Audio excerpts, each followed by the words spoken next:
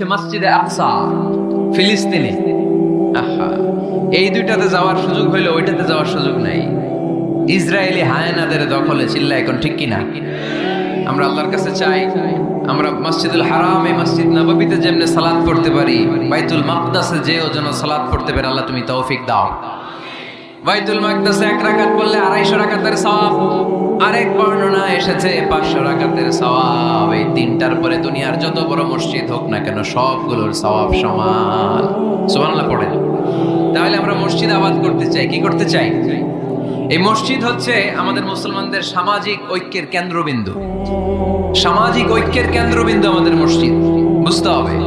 এটা খ্রিস্টানদের চার্চের মতো, এটা ইহুদিদের সিনাগগের মতো, এটা শিখদের গুরুদুয়ারার মতো গতানুগতিক কোনো ইবাদত গাহ বা উপাসনা কেন্দ্র নয়।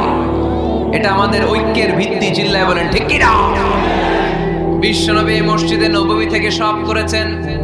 বিশ্বনবীর মসজিদে নববীটাই ছিল ক্যান্টনমেন্ট, সেনাবাহিনীর ক্যান্টনমেন্ট ছিল এটা। বিশ্বনবীর মসজিদে নববী ছিল গণভবন, আমার নবীর মসজিদে ছিল বঙ্গভবন। এইখানেই ছিল সুপ্রিম কোর্ট, হাই কোর্ট। এখানে বসেই বিশ্বনবী যুদ্ধের জন্য সেনা প্রেরণ করতেন। এখানে বসেই বিশ্বনবী বেকারদের কর্মসংস্থান করতেন। এখানে বসেই বিশ্বনবী বিধবা নারীদের জন্য ভাতার ব্যবস্থা করে দিতেন।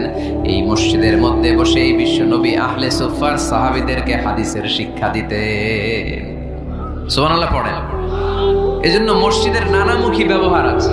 আমরা শুধু এটা ইবাদতের জন্য রাখছি, কিন্তু বিষ্ণু ঈসা ইসলাম এটাকে নানা কাজে লাগিয়েছেন।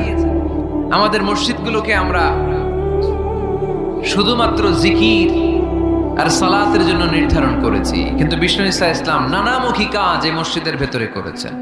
মসজিদে নববী বাচ্চাদের জন্য উন্মুক্ত ছিল, নারীদের জন্য উন্মুক্ত ছিল, হিজরাদের জন্য উন্মুক্ত ছিল।